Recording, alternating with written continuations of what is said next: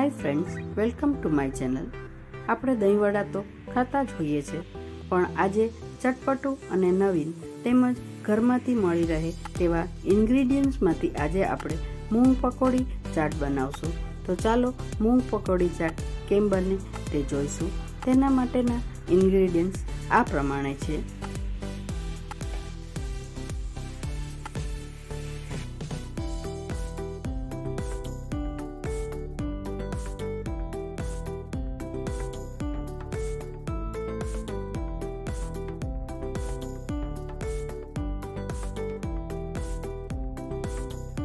मूंग पकोड़ी चाट बनावा माटे अहींया मैं उगाड़ेला मग अने मठ बंने लीधा छे। मगनुं प्रमाण जो 1 वाटको होय तो तेमां मठनुं प्रमाण अर्धुं ए रीते आनो माप छे। हवे आ मग अने मठ बंनेने आपणे एक मिक्सर पॉटमां लई अने तेने थोडुंक अधकचरुं क्रश करवुं। हवे ए क्रश थई जाय त्यारबाद तेमां 1 થી 2 चमची जेटલું दહીં અને 3-4 चमची जेटલું पाणी नाखी अने तेने फरीथी एकदम करकरुं एवुं दळवानुं छे। अहींया दही बहु खाटू नहीं अने बहु मोड़ू पण नहीं ए रीते लेवानुं छे। हवे तमे जोई शको छो के आपणे आवी रीते एने अधकचरुं क्रश कर्युं छे, तेथी आपणी चाट बहु सरस बनशे। आपणे जे प्रमाणे मगनुं बेटर तैयार कर्युं छे ते ज रीते मठनुं पण बेटर तैयार करवानुं छे। अहींया जे मग उगाड़ेला लीधा था तेवी ज रीते मठने पण उगाड़ीने ज लेवाना छे अने मठने क्रश करती वखते पण आपणे तेमां थोडुं पाणी नाखीने क्रश करशुं। अहींया मैं मगना बेटरमां दही नाख्युं छे, तेथी मठना बेटरमां दही नाखवानी जरूर नथी। हवे आपणे तेने पण आवी ज रीते करकरुं वाटी अने मठनुं जे बेटर छे तेमां एड करी देशुं।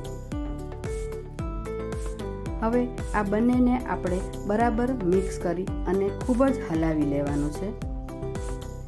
आ पकोड़ी बनावती वखते बेटरने जेटलुं फीणशो तेटली पकोड़ी खूब ज सॉफ्ट थशे। हवे तेने बेटरने आपणे 10 થી 15 मिनिट ढांकीने रहेवा दईशुं। ते दरमियान आपणे एक पाणी रेडी करवानुं छे। ए पाणी माटे आपणे अहींया कोथमीर लीधा छे अने कोथमीर लीधा बाद जेम आपणे पाणीपुरीनुं पाणी तैयार करता होय छे तेवी ज रीते तेमां फुदीनो पण नाखवानो छे। कोथमीर फुदीनामां आपणे मीठुं नाखशुं, लीला मरचा नाखशुं अने लीला मरचानुं प्रमाण खूब ज वधारे राखવું। तेमां थोडुंक संचळ पण एड करशुं अने हवे લીંબુ नाखी अने लीला मरचा नाखीने आपणे तेनी चटणी जेवी पेस्ट तैयार करशुं। हवे आ रेडी थई गया बाद आपणे बेटरमां बधो मसालो एड करशुं। हवे तेमां जे प्रमाणे तीखું ખાતા હોય તે રીતે આદુ મરચાની પેસ્ટ એડ કરવી। ત્યારબાદ તેમાં થોડોક મરી પાવડર નાખો અને મરી પાવડર નાખ્યા બાદ તેમાં અધકચરા વાટેલા આખા ધાણા નાખવા। આખા ધાણાનો ટેસ્ટ ખૂબ જ સરસ આવે છે। ત્યારબાદ તેમાં થોડી ચડિયાતી હિંગ નાખવી અને હિંગ નાખ્યા પછી તેમાં હવે હળદર નાખશું। હળદર નાખી અને પછી તેમાં આખું જીરું પણ જીરાને હાથેથી જરા ક્રશ કરી લેવું તે રીતે નાખવું। હવે જીરું નાખ્યા પછી તેમાં સ્વાદ મુજબ મીઠું નાખી અને હવે મીઠું નાખ્યા બાદ તેમાં બાઇન્ડિંગ માટે આપણે લોટ એડ કરશું। તેમાં 1 થી 2 ચમચી જેટલો ચણાનો લોટ એડ કરવો અને અડધી ચમચી જેટલો ચોખાનો લોટ એડ કરવો। હવે આ બધું નાખ્યા બાદ બરાબર મિક્સ કરી અને બેટર રેડી કરશું। બેટરમાં મસાલો એડ કર્યા પછી હવે તેમાં છેલ્લે કોથમીર એડ કરી અને आ बेटर ने आपणे हलावी लेशुं। एकवार आ बेटर ने आवी रीते हलावी लीधा बाद हवे तेने आपणे हाथेथी फीणवानुं छे अने हाथेथी आ रीते फीणवाथी आपणा भजिया खूब ज पोचा अने जाळीवाळा बने छे, तेथी चाट खावामां पण खूब ज मजा आवे छे। आपणे आ रीते आ बेटरने 5 થી 7 मिनिट फीणवानुं छे। हवे आपणुं बेटर रेडी छे अने तेल पण गरम थई गयुं छे। આપણે તેમાં ભજીયા રેડી કરશું। આ ભજીયાને આપણે ખૂબ જ નાના નાના બનાવશું, તેથી ચાટ ખાવામાં મજા આવે છે। આ ભજીયાને આપણે આવી રીતે એકવાર તેલમાં નાખ્યા પછી થોડાક ઉપર આવી જાય ત્યારબાદ તેને ટર્ન કરશું અને તે ગોલ્ડન બ્રાઉન થાય ત્યાર પછી તેને આપણે કાઢવા। आ भजिया ने तमे चटनी साथे एकला खाओ तो पण खूब ज टेस्टी लागे छे। તમે મગની દાળના કે મગના તો ખાધા જ હશે, પણ આ રીતે જો સ્પ્રાઉટ મગના કે મઠના પણ સાથે કરશો તો ભજીયા ખૂબ જ ટેસ્ટી બને છે અને હેલ્થની દ્રષ્ટિએ તો આ ભજીયા ખૂબ જ સારા છે.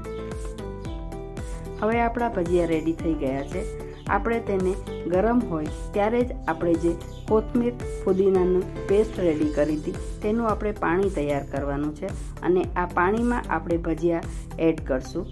5-1 મિનિટ રાખ્યા બાદ તેને આવી રીતે આપણે કાઢી લેવાના છે. આપણે ગરમ જ ભળ્યા પાણીમાં એડ કરશું, તેથી પોચા થઈ જશે. હવે આપણે ફાઇનલી ચાટને એસેમ્બલ કરશું. તેના માટે આપણે સૌપ્રથમ તેમાં કોથમીર ફુદીનાની તીખી ચટણી એડ કરવી.